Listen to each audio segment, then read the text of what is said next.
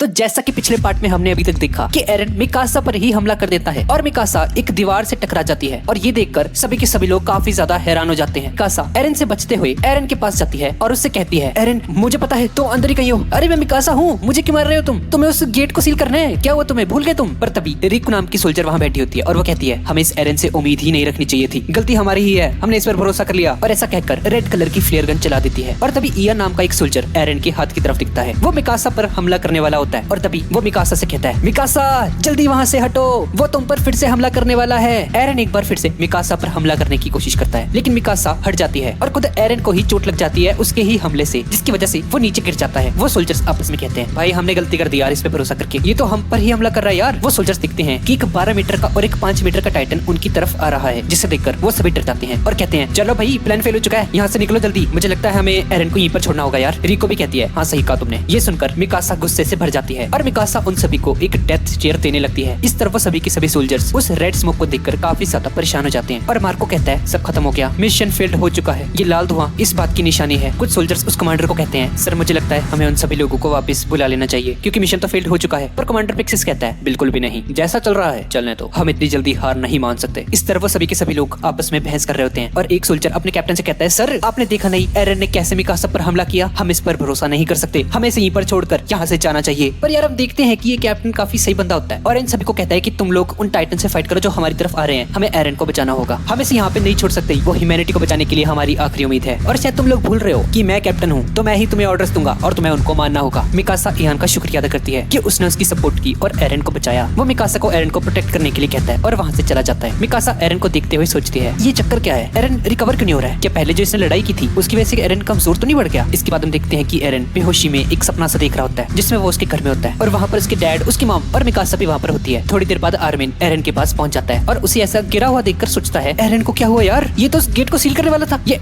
ऐसे कैसे लेटा हुआ यहाँ पे। और भाई देखते ही देखते वहाँ पर बहुत सारे टाइटन्स आने लगते हैं, 4 मीटर 5 मीटर 6 मीटर का और 12 मीटर तक के भी टाइटन्स वहाँ पर आने लगते हैं धीरे धीरे। मिकासा समझ जाती है कि वो सभी के सभी टाइटन्स एरन की तरफ आ रहे हैं उसे खाने के लिए। आर्मिन मिकासा से पूछता है, ये एरन ऐसे क्यों लेटा हुआ है। मिकासा उसे समझाती है, एरन ने अपने टाइटन का कंट्रोल खो दिया है और वो बहुत देर से ऐसे ही बेहोशी में पड़ा है। आर्मिन मिकासा से कहता है, मिकासा मैं एरन को होश में लाने की कोशिश करता हूँ, तब तक तुम उन टाइटन्स को रोक के रखो। और आर्मिन एरन को होश में लाने के लिए उसकी गर्दन में तलवार घुसा देता है जो कि एरन के हाथ में घुस जाती है और एरन झटपटाने लगता है। एरन के शांत होने पर आर्मिन उसे कहता है, उठो एरन, क्या हुआ तुम्हें। लेकिन एरन को कुछ भी समझ नहीं आ रहा होता, उसे बस ऐसा लगता है कि आर्मिन उसके घर के बाहर खड़ा है और कुछ उसको बताने की कोशिश कर रहा है। आर्मिन की बातें एरन तक नहीं पहुंच पा रही होती। इसके बाद हम जीन, एनी और कोनी को देखते हैं जिनके पीछे टाइटन्स पड़े होते हैं और उनके बाकी साथियों को टाइटन्स खा चुके होते हैं। फिर हम देखते हैं एनी और कोनी टाइटन से बचते हुए एक दीवार पर पहुंच जाते हैं पर जीन का ओडियम केयर खराब हो जाता है जिसकी वजह से वो दीवार पर नहीं चढ़ पा रहा होता और उसके पीछे एक टाइटन वहाँ पर आने लगती है। जीन एक घर में जाकर छुप जाता है और इस तरफ आर्मिन एरन को अभी भी होश में लाने की कोशिश कर रहा होता है और इस पर आर्मिन एरन को बाहर की दुनिया के बारे में बताने लगता है कि कैसे एरन का बचपन से सपना था कि उसे बाहर की दुनिया को देखना है। एरन क्या हो गया तुम्हें तो बाहर की दुनिया को एक्सपीरियंस करना था, चलो उठ जाओ जल्दी। और भाई आर्मिन की ये टेक्निक काम कर जाती है और एरन होश में आ जाता है और जोर जोर से चिल्लाने लग जाता है। और इस तरफ रिको और उसकी एक और टीममेट को छोड़कर वो टाइटन्स उसके सभी के सभी टीममेट्स को खा जाते हैं। इस तरफ जीन एक मरे हुए सैनिक के ओडीएम केयर को निकालने की कोशिश करता है ताकि वो किसी न किसी तरीके से उस दीवार पर पहुंच सके, लेकिन तभी एक टाइटन उसके पीछे से आने लगता है। पर तभी मार्को वहां आकर उस टाइटन का ध्यान अपनी तरफ खींचता है। जीन वो ओडीएम गियर पहनकर वहां से भागने लगता है लेकिन उस गियर में भी कुछ खराबी होने की वजह से वो एक टाइटन के सामने गिर जाता है। वो टाइटन उसे पकड़ने वाला होता है कि तभी कोनी वहां आकर उस टाइटन का ध्यान भटकाने लगता है और वो जीन को जल्दी से वहां से भागने के लिए कहता है। जीन वहां से अपनी जान बचाकर भागने लगता है पर तभी एक और टाइटन जीन को खाने ही वाला होता है वहां पर आकर कि तभी एनी वहां पर आकर उसे बचा लेती है और वह सभी के सभी लोग उस दीवार पर चढ़ जाते हैं। तभी किसी के चलने की बहुत तेज आवाज आने लगती है और ये कोई और नहीं बल्कि एरन था जो कि उस बड़े से पत्थर को उठाकर उस गेट को सील करने जा रहा होता है। ये देखकर इयान उन सभी के सभी सोल्जर्स को एरन को किसी भी कीमत पे प्रोटेक्ट करने के लिए कहता है ताकि वो उस गेट को सील कर सके और वह सभी के सभी सैनिक उन टाइटन्स का ध्यान भटकाने लगते हैं और एरन के रास्ते से सभी टाइटन्स को दूर करने लगते हैं। पर इस पूरे के पूरे प्रोसेस में कई सारे सैनिक उन टाइटन्स के हत्थे चढ़ जाते हैं और मारे जाते हैं और इयान भी एक सैनिक को बचाते हुए उन टाइटन्स का खाना बन जाता है। भाई इयान तो मस्त बंदा था यार, इसने एरन पर भरोसा किया था और उन सभी के सभी टाइटन्स को मारने के बाद सिर्फ एक टाइटन रह जाता है आखिरी में जिसे मिकासा मार देती है और एरन उस पत्थर से उस गेट को सील कर देता है। और ये देखकर रिको खुशी से रोने लग जाती है और कहती है, साथियों तुम्हारी कुर्बानियां बेकार नहीं गई, हमने कर दिखाया। और रिको येलो स्मोक फायर कर देती है और कहती है, हमने हिस्ट्री क्रिएट कर दी, हमने उन टाइटन्स को हरा दिया। और वो येलो स्मोक देखकर सभी लोग समझ जाते हैं कि मिशन सक्सेसफुल हो चुका है। फिर कमांडर पिक्सिस रीइंफोर्समेंट यूनिट को भेज देता है सभी सैनिकों की मदद के लिए। इस तरफ हम देखते हैं कि आर्मिन एरन को उसकी टाइटन फॉर्म से बाहर निकलता है और तभी 2 टाइटन उन पर अटैक करने लगते हैं लेकिन तभी कैप्टन कैप्टन लीवाई की एंट्री होती है और वो बड़े ही जबरदस्त तरीके से उन दोनों के दोनों टाइटन्स को मार देता है। और उस दीवार के पास जो भी सैनिक इकट्ठे हुए थे, सोल्जर्स उन सभी पर हमला करके उन्हें मार देते हैं और बचे हुए टाइटन्स को सर्वे कॉप्स मार देते हैं और उनमें से 2 टाइटन्स को वो लोग जिंदा भी पकड़ लेते हैं और उन्हें बंदी बना लेते हैं। इसके बाद हम देखते हैं कि जीन मार्को को मरा हुआ दिखता है, जिससे वो काफी ज्यादा हैरान हो जाता है और सभी के सभी सोल्जर्स को जला दिया जाता है। इसके बाद हम देखते हैं एरन को, जो कि होश में आते ही अपने आप को जेल में पाता है और उसके सामने होते हैं सर्वे कॉप्स के हेड कमांडर एरविन और कैप्टन लीवाई, जो एरन को बताते हैं कि वो इस वक्त मिलिट्री पुलिस के कस्टडी में है। कमांडर एरविन एरन को उसकी चाबी दिखाते हैं जो कि उसके फादर ने उसे दी थी, वही बेसमेंट वाली चाबी, और वो एरन से बोलते हैं ये चाबी तुम्हें वापस मिल जाएगी। ऐसा सुनने में आया है कि शिकांशिना डिस्ट्रिक्ट में तुम्हारे घर के बेसमेंट में टाइटन्स के बारे में कुछ राज छुपे हुए हैं एरन, क्या ये बात सच है? एरन कहता है हाँ कमांडर, ये बिल्कुल सच है, मेरे पापा ने तो ये कहा था, पर मैं यहाँ पे क्यों हूँ? मैं आपका दुश्मन थोड़ी हूँ, मुझे जेल में क्यों बंद किया हुआ है आप लोगों ने? वो कैप्टन उससे कहता है डरो मत, अभी तुम्हें सिर्फ कस्टडी में रखा गया है, शायद तुमने नहीं पता, पर तुमने अपने ही सोल्जर पर हमला किया था जब उस टाइटन की फॉर्म में थे तुम, और मुझे लगता है हम वॉलमारिया में जाकर तुम्हारे घर के बेसमेंट तक पहुंच सकते हैं और हमें तुम्हारी टाइटन पावर्स की जरूरत पड़ेगी, और हमें ऐसा भी लगता है कि वो कोलोसल टाइटन और आर्मर टाइटन बिल्कुल तुम्हारे ही जैसे हैं। एरन उस कैप्टन से कहता है सर, मैं सर्वे कॉप्स का मेंबर बनना चाहता हूँ और सभी के सभी टाइटन्स को मारना चाहता हूँ, जो भी मेरे रास्ते में आएगा मैं उन सभी को मार दूंगा। कैप्टन लीवाई उस कमांडर से कहता है सर आप चिंता मत कीजिए, एरन की पूरी रिस्पॉन्सिबिलिटी मैं लेता हूँ, और अगर इस बार इसने हमें धोखा दिया तो मैं पर्सनली इसका गला काटूंगा। और हाँ, बधाई हो एरन, अब तुम ऑफिशियली सर्वे कॉप्स के एक मेंबर बन चुके हो। इसके बाद हम देखते हैं कि वॉल सेना के अंदर सभी लोग बात कर रहे होते हैं। ओए क्या ये बात सच है? अब इनके पास भी एक टाइटन है, मिलिट्री वालों के पास एक सोल्जर है ये एरन नाम का, जो कि टाइटन में ट्रांसफॉर्म हो सकता है। भाई चलो शुक्र है हमारी तरफ भी एक टाइटन है यार, अब मुझे लगता है वॉलमारिया को भी हासिल कर सकते हैं। और अब इसके बाद एरन को कोर्ट में पेश किया जाता है और कुछ सोल्जर्स उसे एक पोल से बांध देते हैं। एरन को कुछ समझ नहीं आ रहा था कि ये आखिर चल क्या रहा है यार, मैंने क्या किया है और ये सब लोग मुझे ऐसे क्यों देख रहे हैं कि मैं कोई मॉन्स्टर हूँ क्या? मैं तुम्हारी ही साइड का हूँ भाई, क्या हो गया तुम्हें? इसके बाद वहाँ सुप्रीम कमांडर डैरियस जेकली आता है और वो एरन का ट्रायल शुरू कर देता है और वो एरन को बताता है तो मिस्टर एरन, अब आप जिएंगे या मरेंगे, इस बात का पूरा डिसीजन मेरे हाथों में है और इस ट्रायल से हम लोग डिसाइड करेंगे तुम्हारी कस्टडी मिलिट्री पुलिस को मिलेगी या सर्वे कॉप्स को। इसके बाद कार्रवाई शुरू हो जाती है और मिलिट्री पुलिस का एक ऑफिसर एरन के बारे में बताता है जज साहब, मुझे लगता है हमें एरन को इंटेरोगेट करना चाहिए और हमें इससे जो भी इंफॉर्मेशन मिल सकती है वो सारी इंफॉर्मेशन इकट्ठी करके इसे मार देना चाहिए, क्योंकि साहब इसका कोई भरोसा नहीं है, इसका नेचर बहुत ही ज्यादा अनप्रेडिक्टेबल है, क्या बताइए हम पर ही अटैक कर दे किसी भी वक्त। इसके बाद कमांडर एरविन अपना प्रपोजल रखता है और वो उस जज से कहता है सर, मुझे लगता है हमें एरन को सर्वे कॉप्स का एक मेंबर बना देना चाहिए, हम उसके टाइटन पावर्स का यूज करके वॉलमारिया को वापस पा सकते हैं। और फिर वहाँ पर बहस छिड़ जाती है कि एरन के साथ क्या करना चाहिए उन्हें। वो जज एरन से सीधा पूछता है तो मिस्टर एरन, क्या तुम अपनी पावर्स को कंट्रोल कर सकते हो? जी सर, क्यों नहीं, मैं यही तो चाहता हूँ, लेकिन एरन मेरे पास एक रिपोर्ट है जिसके हिसाब से तुमने अपनी टाइटन फॉर्म लेने के बाद सोल्जर मिकासा को मारने की कोशिश की थी। वो जज मिकासा से पूछता है सोल्जर मिकासा, क्या ये बात सच है? मिकासा उसे बताती है हाँ ये सच है, पर इससे पहले एरन ने मुझे 2 बार बचाया भी है, वो भी अपने टाइटन पावर से ही। फिर एक दूसरा सोल्जर उस जज को बताता है सर, ये मिकासा एरन की ही साइड लेगी क्योंकि एरन के साथ ही रहती है बचपन से, और तो और हमें ये भी इंफॉर्मेशन मिली है कि मिकासा ने 9 साल की उम्र में ही 3 किडनैपर्स को बहुत ही बेरहमी से चाकू मारकर मार डाला था। मानता हूँ कि उसने ये सब सेल्फ डिफेंस में किया, पर जिस तरीके से उनका कत्ल किया गया वो बहुत ही ज्यादा खतरनाक था। हो सकता है कि ये भी एक टाइटन ही हो एरन की तरह। ये सुनकर एरन गुस्से से भर जाता है, अबे ओ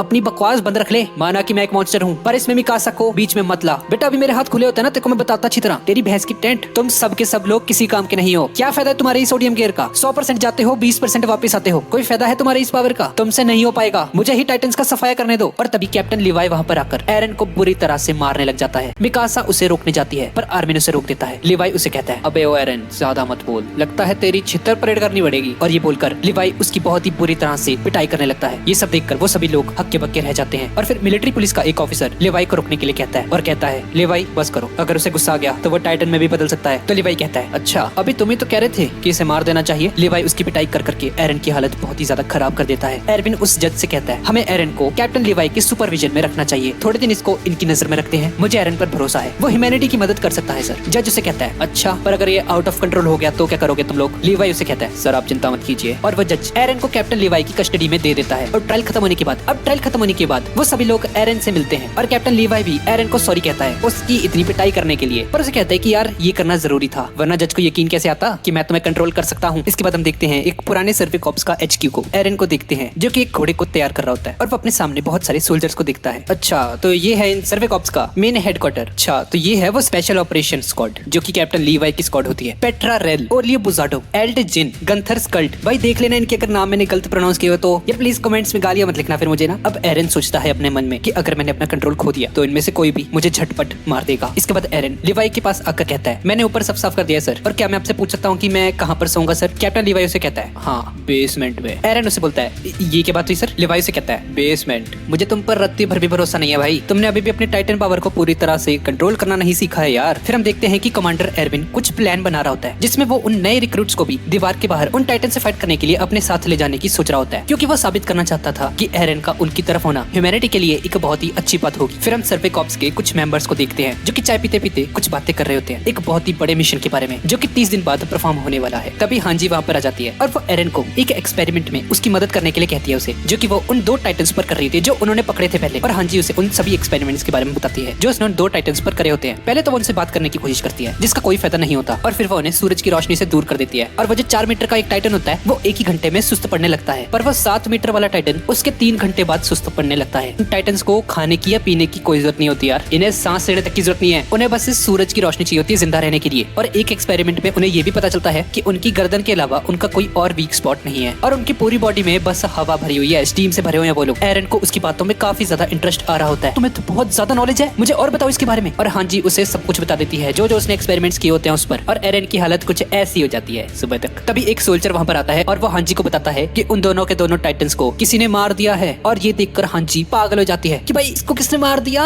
मुझे तो और भी बहुत सारे एक्सपेरिमेंट्स करने थे इन पे। उन सभी को समझ नहीं आता कि ये किसका काम हो सकता है, भाई किसने टाइटन्स को मार दिया। इसीलिए वो उन सभी के सभी सोल्जर्स की तलाशी लेने लगते हैं, पर अल्टीमेटली कुछ पता नहीं चलता कि उन टाइटन्स को किसने मारा था। और इसके बाद उन सभी के सभी सोल्जर्स को एक रिक्रूटमेंट मीटिंग पर बुलाया जाता है और कमांडर एरविन उन सभी लोगों को अपनी इंट्रोडक्शन देता है और उनसे पूछता है तो कौन कौन तुम में से सर्वे कॉर्प्स को ज्वाइन करना चाहता है। अब तो तुम सभी लोगों को अंदाजा हो ही गया होगा कि वो टाइटन्स क्या कर सकते हैं ह्यूमैनिटी का। पर जैसा कि एरन हमारे साथ है तो मुझे लगता है हमारे पास एक उम्मीद तो है उन टाइटन्स को हराने की। एरन ने हमें एक रास्ता बताया है उन टाइटन्स के सीक्रेट्स को जानने का, जो कि उसके घर के बेसमेंट में है, जो कि शिगांशिना में है। और अगर हमें उन टाइटन्स के राज पता चल गए तो हम लोग उनसे आसानी से जीत सकते हैं। और ये सब बातें सुनकर सभी के सभी लोग काफी ज्यादा हैरान हो जाते हैं। और अरविंद सोचता है क्या हो रहा है, ये कमांडर इन सभी को क्यों बता रहे हैं, ये तो बहुत ही टॉप सीक्रेट बात थी यार। क्या ये कोई स्ट्रेटजी है, आखिर इनका प्लान क्या है। जो भी इंसानियत को अपना सब कुछ देना चाहता है वो सर्वे कॉर्प्स को ज्वाइन करने के लिए यहीं पर रुक सकता है और बाकी सभी लोग जा सकते हैं। और फिर हम देखते हैं ज्यादातर सोल्जर्स चले जाते हैं वहाँ से और जो सोल्जर्स वहाँ पर डटे रहते हैं वो बन जाते हैं सर्वे कॉर्प्स का एक हिस्सा। फिर कमांडर एरविन उन सभी लोगों को सैल्यूट करता है और अगले दिन से उन सभी सोल्जर्स की ट्रेनिंग शुरू हो जाती है। और फिर हम सर्वे कॉर्प्स के कुछ मेंबर्स को देखते हैं जिनमें से एक मेंबर एरन को उसकी पोजीशन के बारे में बता रहा होता है। और इसके बाद वो वापस HQ लौट जाते हैं और एरन मिकासा और आर्मिन से मिलता है। फाइनली भाई ये लोग मिल गए, जिसकी वजह से एरन काफी ज्यादा खुश हो जाता है और उसे पता चलता है कि जीन भी सर्वे कॉर्प्स को ज्वाइन कर चुका है और उसे मार्को की डेथ के बारे में भी पता चलता है। और फिर उन सभी को उनकी यूनिफॉर्म्स मिल जाती हैं। और फिर हम देखते हैं कि वो सभी के सभी सर्वे कॉर्प्स गेट के सामने खड़े होते हैं बाहर जाने के लिए। और जैसे ही वो गेट खुलता है वो सभी के सभी सोल्जर्स बाहर की तरफ जाने लगते हैं। ये एरन का पहला मिशन होता है as a survey corps soldier. सभी के सभी आगे बढ़ रहे होते हैं और जैसे ही वो सभी सोल्जर्स बाहर जाते हैं खुले मैदान में तो कैप्टन आर्विन उन सभी लोगों को अपनी अपनी फॉर्मेशंस में आने के लिए बोल देता है, जिसके बारे में उन्हें ट्रेनिंग दी गई थी पहले से। और सभी लोग फॉर्मेशन में आ जाते हैं और फिर एक सोल्जर एक टाइटन को अपनी तरफ आते हुए देखता है और फिर वो हवा में फ्लेयर गन चला देता है। भाई इसने तो BGMI की याद दिला दी यार। तेरा अगर कोई BGMI खेलता है तो नीचे ID मेंशन कर दूंगा, फ्रेंड रिक्वेस्ट भेज सकते हो। अब इसके बाद जो भी सोल्जर उस रेड फ्लेयर को देखता है वो भी हवा में फायर कर देता है, जिसे देखकर जो सोल्जर्स आसपास में फैले हुए पूरी तरह से उन सभी को पता चल जाता है कि आगे एक टाइटन है और टाइटन किस तरफ से आ रहे हैं। और फिर कमांडर एरविन एक ग्रीन स्मोक को फायर कर देता है उस डायरेक्शन में जिस डायरेक्शन में उन सभी सोल्जर्स को आगे बढ़ना होता है। और इस तरीके से वो बहुत सारे टाइटन्स को अवॉइड करते हुए आगे की तरफ बहुत ही तेजी से बढ़ने लगते हैं। पर तभी हम देखते हैं कि शाशा के पीछे अचानक से एक टाइटन पड़ जाता है, लेकिन तभी 2 सैनिक आकर उस टाइटन का ध्यान अपनी तरफ खींच लेते हैं और शाशा को बचा लेते हैं। फिर हवा में एक ब्लैक स्मोक फायर होता है और आर्मिन भी उस स्मोक को देखकर ब्लैक स्मोक को फायर कर देता है। ब्लैक स्मोक का मतलब होता है कि उन्हें एक एबनॉर्मल टाइटन दिखा है और ये एबनॉर्मल टाइटन्स जहाँ सबसे ज्यादा लोग होते हैं उसी जगह पर जाकर अटैक करते हैं। ये 1-2 लोगों पर हमला नहीं करते कभी भी। तो वहाँ पे जो उसके आसपास सोल्जर्स होते हैं उनके पास और कोई ऑप्शन नहीं होता, उन्हें उस एबनॉर्मल टाइटन को मारना होगा इसी वक्त ताकि वो फॉर्मेशन को ना भी कर सके। पहला सोल्जर उस टाइटन के पैर पर हमला करता है और दूसरा उसकी गर्दन पर वार करके उसे मार गिराता है और वापस अपनी फॉर्मेशन में जाने लगते हैं। पर तभी वो पीछे से एक फीमेल टाइटन को अपनी तरफ आते हुए देखते हैं और उन्हें लगता है कि ये भी एक एबनॉर्मल टाइटन है। और भाई देखते ही देखते वो टाइटन बहुत ही ज्यादा स्पीड के साथ उनके पास आ जाती है। वो दोनों के दोनों उसकी स्पीड देखकर हक्के बक्के रह जाते हैं। ये टाइटन बहुत ही ज्यादा तेजी से आगे बढ़ रही होती है उनकी फॉर्मेशन को खराब करने के लिए। 2 सोल्जर्स उस पर अटैक करते हैं पर वो फीमेल टाइटन किसी मक्खी की तरह उन्हें आसानी से मार देती है। आर्मी की नजर उस फीमेल टाइटन पर पड़ती है और वो समझ जाता है कि वो कोई एबनॉर्मल टाइटन नहीं है बल्कि एक इंटेलिजेंट टाइटन है, बिल्कुल आर्मर्ड कोलोसल और एरन के टाइटन की तरह। और ये कोई इंसान ही है, पर ये है कौन। और फॉर्मेशन की राइट साइड में बहुत सारे सोल्जर्स मारे जाते हैं उन टाइटन्स के द्वारा जिन्हें वो फीमेल टाइटन ही लाई होती है। इसके बाद वो फीमेल टाइटन आर्मिन को भी गिरा देती है। वो इतना ज्यादा डर जाता है और फिर वो फीमेल टाइटन आर्मिन की शक्ल देखती है और उसे छोड़कर आगे बढ़ने लगती है। तो भाई इस फीमेल टाइटन ने ऐसा क्यों किया और कौन है ये, इसके बारे में हम आगे जानेंगे। आर्मिन को कुछ भी समझ नहीं आता कि इसने उसे मारा क्यों नहीं, ये था क्या, ये हुआ क्या अभी। इसके बाद राइनर आर्मिन के पास आता है और उसे संभालता है और वो दोनों उस फीमेल टाइटन की तरफ बढ़ने लगते हैं। जीन भी वहाँ पर आ जाता है और आर्मिन उन दोनों को बताता है कि वो फीमेल टाइटन बाकी टाइटन्स को लीड कर रही है, किसी को ढूंढ रही है इस वक्त। पर वो किसे ढूंढ रही है? शिट, वो एरन को ढूंढ रही है यार। एरन उस फॉर्मेशन में है, अगर ये वहां पर पहुंच गई तो ये सभी लोगों को मार देगी। ये सुनकर राइनर उसे कहता है कि भाई अगर ऐसे ही चलता रहा ना तो कोई नहीं बचेगा हम में से, ये पूरी फॉर्मेशन को डिस्ट्रॉय कर देगी और हम सभी लोग मारे जाएंगे एरन के साथ साथ। हमें कुछ तो करना पड़ेगा भाई। फिर वो डिसाइड करते हैं कि वो लोग उस फीमेल टाइटन का ध्यान भटकाने की कोशिश करेंगे ताकि वो फॉर्मेशन को खराब ना कर पाए। आर्मिन उन दोनों को अपनी हुड को पहनने के लिए कहता है क्योंकि जब तक वो उनका चेहरा नहीं देखेगी वो उन्हें नहीं मारेगी, जैसा कि आर्मिन के साथ अभी हुआ था थोड़ी देर पहले ही। इसके बाद वो सब उसका ध्यान भटकाने की कोशिश करते हैं और वो उस पर अटैक करने जाता है, लेकिन तभी वो फीमेल टाइटन उसे देख लेती है और अचानक से ही पलट जाती है और अपना हाथ जोर से घुमाती है जिससे जीन की हुड निकल जाती है और उसका चेहरा एक्सपोज हो जाता है। और फिर वो आर्मिन के घोड़े को फेंक देती है जिससे आर्मिन गिर जाता है और उसके सर पर चोट लगने की वजह से बेहोश हो जाता है और वो आर्मिन को भी देख लेती है। तभी जीन उस फीमेल टाइटन पर पीछे से अटैक करने की कोशिश करता है, लेकिन वो अपनी गर्दन को प्रोटेक्ट कर लेती है और जीन को मारने ही वाली होती है कि तभी आर्मिन चिल्लाकर कहता है, जीन तुम्हें ये करना होगा, उस रेकलेस इडियट से बदला लो। लेकिन तभी राइनर वहां आकर उस फीमेल टाइटन की गर्दन पर अटैक कर देता है, पर वो फीमेल टाइटन उसे अपने हाथ में पकड़ लेती है। पर राइनर जैसे तैसे उसके हाथ को काटकर उसकी पकड़ से निकल जाता है और आर्मिन को लेकर वहां से भागने लगता है और जाते जाते बोलता है, जीन जल्दी चलो यहाँ से, हमारा काम पूरा हो चुका है, हमने काफी देर तक उसे डिस्ट्रैक्ट करके रखा है, अब वो उनका पीछा नहीं करेगी। और इसके बाद वो फीमेल टाइटन दूसरी डायरेक्शन में भागने लगती है, जिसे देखकर आर्मिन समझ जाता है कि वो सेंटर की तरफ जा रही है, जिसका मतलब है एरन की तरफ। अब थोड़ी देर बाद सुबह जाती है और जीन, आर्मिन और राइनर सुबह तक जंगल में ही रेस्ट करते हैं और राइनर आर्मिन की पट्टी करता है और जीन अपने घोड़े को बुलाने की कोशिश कर रहा होता है। और अगर जीन का घोड़ा वापस नहीं लौटता तो उनमें से किसी एक को वहीं पर मरने के लिए रुकना होगा, क्योंकि वो लोग जंगल के इस वक्त बीचों बीच थे और आसपास खुला मैदान है, आसपास कोई घर नहीं है, कुछ नहीं है। फिर आर्मिन जीन को एक इमरजेंसी फ्लेयर छोड़ने के लिए कहता है और जीन उस फ्लेयर को फायर कर देता है और राइनर कहता है, अगर 3 मिनट में कोई हमारी मदद के लिए नहीं आया तो हमें फैसला करना होगा कौन यहाँ पर रुकेगा। आर्मिन बोलता है, तुम लोग चिंता मत करो, मैं रुकूंगा यहाँ पर, तुम लोग जाओ यार, तुम लोग जाओ, तुम्हें मेरा एक मैसेज पहुंचाना होगा उन तक, और हो सके तो सीधा कमांडर एरविन को ही इस मैसेज को देना। आर्मिन उसे वो मैसेज बताने ही वाला होता है कि तभी क्रिस्टा वहाँ पर आ जाती है और वो भी 2 एक्स्ट्रा घोड़ों के साथ उनकी मदद करने के लिए, जिसे देखकर वो सभी लोग बहुत ही ज्यादा खुश हो जाते हैं। चलो शुक्र है यार, इनकी जान तो बच गई कम से कम। क्रिस्टा उन्हें देखकर काफी ज्यादा खुश हो जाती है, शुक्र है तुम लोग ठीक हो। जीन और आर्मिन सोचते हैं, भाई ये तो देवी है। और राइनर सोचता है, ओए सुनिए, लगता है तेरे से शादी करनी पड़ेगी अब। और फिर वो सभी लोग वापस फॉर्मेशन की तरफ जाने लगते हैं, पर ओरिजिनल डायरेक्शन से थोड़ा सा डेविएट हो चुके हैं, जो कि चिंता की बात थी, क्योंकि वो अपने ओरिजिनल पाथ से काफी ज्यादा डेविएट हो चुके थे और अगर ऐसे ही चलता रहा तो वो कहीं और पहुंच जाएंगे, वॉल मारिया तक नहीं पहुंचने वाले वो। फिर हम एरन को देखते हैं लीवाई स्क्वाड के साथ और उससे पता चलता है कि राइट साइड वाली फॉर्मेशन में काफी सारे सोल्जर्स मारे जा चुके हैं। और फिर एरन की नजर ब्लैक स्मोक सिग्नल पे जाती है और वो भी एक ब्लैक स्मोक सिग्नल फायर कर देता है। फिर हम कुछ सैनिकों को देखते हैं जो कि उसी फीमेल टाइटन को रोकने की कोशिश कर रहे होते हैं, पर तभी हम देखते हैं कि उनमें से 2 सैनिकों को मार देती है और एक सोल्जर को रस्सी की तरह घुमाकर फेंक देती है। और ये सब देखकर उनमें से एक सोल्जर वहाँ से भागने लगता है डर के, पर तभी वो फीमेल टाइटन वहाँ कर उसे फुटबॉल की तरह उड़ा देती है हवा में एक किक करके और आगे बढ़ने लगती है। और हम देखते हैं कि कमांडर एरविन और कुछ सोल्जर्स एक जंगल में घुस जाते हैं जहाँ के पेड़ 80 मीटर तक लंबे होते हैं। आर्विन उन्हें ऑर्डर देता है, सिर्फ सेंट्रल वेगन की स्क्वाड ही यहाँ से अंदर आएगी और कोई नहीं। और फिर हम देखते हैं कि सेंट्रल वेगन स्क्वाड उस जंगल के अंदर एंटर कर जाती है और बाकी स्क्वाड्स जंगल के दोनों साइड में फैल जाती हैं और उन सभी को ऑर्डर मिलता है कि वह सभी लोग पेड़ों पर चढ़ जाएं। अगर कोई भी टाइटन बाहर से जंगल की तरफ आएगा तो उसे किसी भी कीमत पर रोकना होगा। फिर कुछ सैनिक आपस में बात कर रहे होते हैं, बहुत सारे सोल्जर्स मारे जा चुके हैं ऑलरेडी, हमें वापस चला जाना चाहिए था। आखिर कमांडर आर्मिन चाहता क्या है, इतने सोल्जर्स की बलि चढ़ा दी इसने। आर्मिन सोचता है अपने मन में, वो फीमेल टाइटन एरन के पीछे है, क्या ये बात उस कमांडर को पता है, इसलिए हम यहाँ पर हैं। इसके बाद हम एरन और लीवाई स्क्वाड को देखते हैं। एरन उस कमांडर से कहता है, सर हम तो जंगल में हैं, हमें तो पता ही नहीं चलेगा कि कौन सा टाइटन किस डायरेक्शन से आ रहा है हमारी तरफ, हम उस पर अटैक कैसे करेंगे। लीवाई कहता है, क्या तुम्हें ये बड़े बड़े पेड़ नहीं दिख रहे एरन, ये बिल्कुल परफेक्ट जगह है 3D मोमेंट गियर को यूज करने, तुम बस अलर्ट रहो। एरन उन सभी के चेहरे देखता है और उसे रियलाइज होता है कि इन सभी लोगों को नहीं पता कि ये लोग आखिर कर क्या रहे हैं इस जंगल में, वो लोग कैसे फाइट करेंगे उन टाइटन से, और तो शायद इसे कैप्टन लीवाई को भी नहीं पता है कि वो यहाँ पर क्यों है। फिर हम देखते हैं कि वहाँ पर बहुत सारे टाइटन्स आ जाते हैं, वो टाइटन्स पेड़ के नीचे ही होते हैं उन सभी को खाने के लिए, और कैप्टन लीवाई की स्क्वाड को अपने पीछे ब्लैक स्मोक नजर आती है और वो समझ जाते हैं कि वो फीमेल टाइटन आ चुकी है और कैप्टन लीवाई उन सभी को अपने ब्लेड्स को रेडी करने के लिए कह देता है। और तभी देखते ही देखते हम फीमेल टाइटन को देखते हैं जो कि बहुत ही ज्यादा स्पीड से उनकी तरफ आ रही होती है। कैप्टन लीवाई सभी लोगों को काफी तेजी से आगे बढ़ने के लिए कहता है और उस टाइटन को रोकने के लिए बहुत सारे सोल्जर्स उस पर हमला करते हैं, लेकिन वो टाइटन उन सभी सोल्जर्स को किसी कीड़े की तरह मसल रही होती है। लीवाई स्क्वाड के सभी मेंबर्स उससे पूछ रहे होते हैं, सर हमें ऑर्डर दीजिए, वो टाइटन हमारे ठीक पीछे है, हमें कुछ करना होगा। लेकिन लीवाई किसी को भी ऑर्डर नहीं देता और वह सभी को अपने कानों को बंद करने का ऑर्डर देता है और एक गन से फायर कर देता है। एरन पूछता है, अबे ये क्या था, एक साउंड ब्लास्ट। लीवाई उन सभी को बोलता है, हमारा मिशन है उस फीमेल टाइटन को जिंदा पकड़ना किसी भी कीमत पर, बस चुपचाप अपने घोड़ों पर आगे बढ़ते रहो।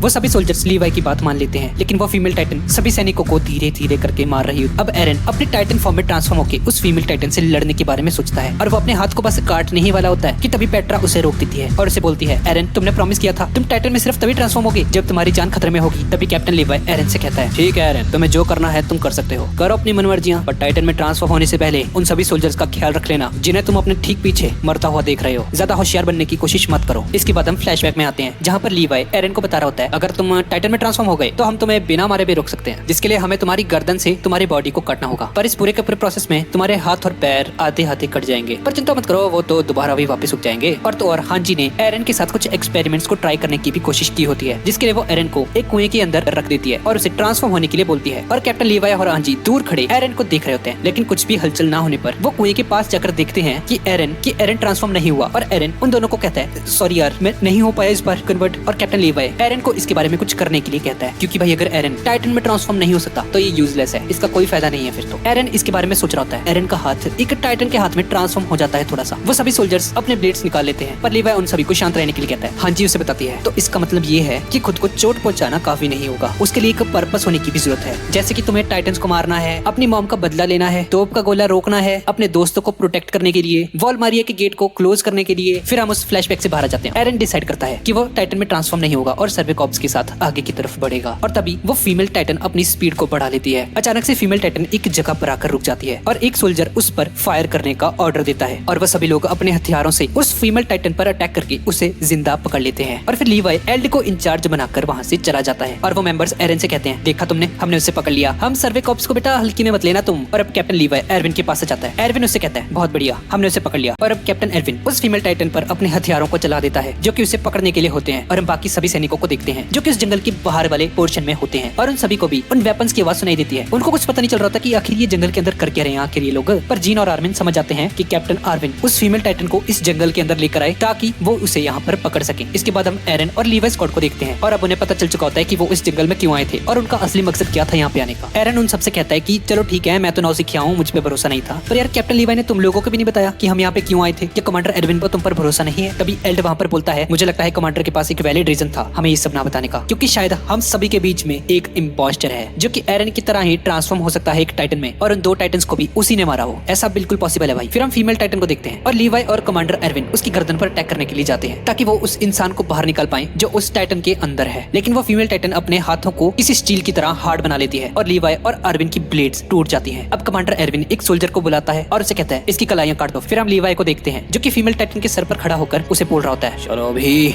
अब जल्दी से बाहर आ जाओ, तुम्हें सच में लगता है तुम यहाँ से बचकर भाग पाओगी? लगता है तुम्हें लोगों को मारने में बड़ा मजा आता है। पता है हम दोनों में काफी सिमिलरिटीज हैं, तुम्हें सोल्जर्स को मारने में मजा आता है और मुझे टाइटन्स को। और ये सब सुनकर वो फीमेल टाइटन बहुत ही तेजी से चिल्लाने लग जाती है। वो इतनी ज्यादा तेज चिल्लाती है कि उसकी आवाज पूरे के पूरे जंगल में गूंजती है। सब लोग सोचते हैं कि ये क्या हो गया भाई इसे, क्या। तभी माइक एरविन के पास आकर बोलता है सर ये इसने एक सिग्नल दिया है, अभी इस आवाज को सुनकर टाइटन्स आने वाले हैं इसकी मदद के लिए सभी डायरेक्शन से सर, और वो बहुत सारे हैं। और फिर हम देखते हैं कि उस फीमेल टाइटन की आवाज सुन के बहुत सारे टाइटन्स उसकी तरफ बढ़ने लगते हैं उसकी मदद के लिए। कुछ सैनिक उन्हें रोकने की कोशिश करते हैं, पर वो सभी के सभी टाइटन्स उन सोल्जर्स को इग्नोर करते हुए तेजी से आगे की तरफ बढ़ रहे होते हैं। लीवाई देखता है कि 3 टाइटन्स उसकी तरफ आ रहे हैं, अपने पालतुओं को बुला लिया उन्होंने, उन टाइटन्स पर अटैक करने के लिए आगे बढ़ता है और वो उन सभी को निपटा देता है। और फिर और भी बहुत सारे मेल टाइटन्स आकर उस फीमेल टाइटन को खाने लग जाते हैं। कमांडर एरविन ये देखकर हक्का बक्का रह जाता है, अरे ये क्या भाई, मुझे तो लगा इसकी मदद के लिए आ रहे हैं पर ये लोग तो इस फीमेल टाइटन को खा रहे हैं भाई। कमांडर एरविन उस फीमेल टाइटन को बचाने का ऑर्डर दे देता है सभी सोल्जर्स को, और वो सभी के सभी सोल्जर्स उन टाइटन्स को मारने लग जाते हैं उस फीमेल टाइटन को बचाने के लिए। वो लोग बहुत सारे टाइटन्स को मारते हैं, पर यार ये टाइटन्स खत्म होने का नाम नहीं लेते। अब कमांडर एरविन देखता है कि कोई फायदा नहीं हो रहा, ये तो खत्म ही नहीं हो रहे हैं, और वो उन सभी को रिट्रीट करने का ऑर्डर दे देता है। और हम देखते हैं कि वो सभी के सभी टाइटन्स उस फीमेल टाइटन को खा जाते हैं देखते ही देखते। और अब इसके बाद वो लोग ब्लू स्मोक को फायर कर देते हैं, जिसे देखकर सभी सैनिक समझ जाते हैं कि ये वापस रिट्रीट करने का सिग्नल है। लीवाई स्क्वाड भी ये देख लेती है, पर जाने से पहले वो इस इंसान को देखना चाहते थे जो उस फीमेल टाइटन के अंदर था। और फिर वो सभी लोग वहां से जाने लगते हैं, और तभी हम देखते हैं कि एक सैनिक एक ग्रीन स्मोक को फायर करता है, और उस स्मोक को देखकर गंथर सोचता है कि ये जरूर कैप्टन लीवाई ने फायर किया होगा, और गंथर भी एक ग्रीन स्मोक को फायर कर देता है। और वो स्मोक को देखकर वो अनजान सैनिक उस स्मोक की तरफ बढ़ने लगता है। हांजी कमांडर एरविन से कहती है सर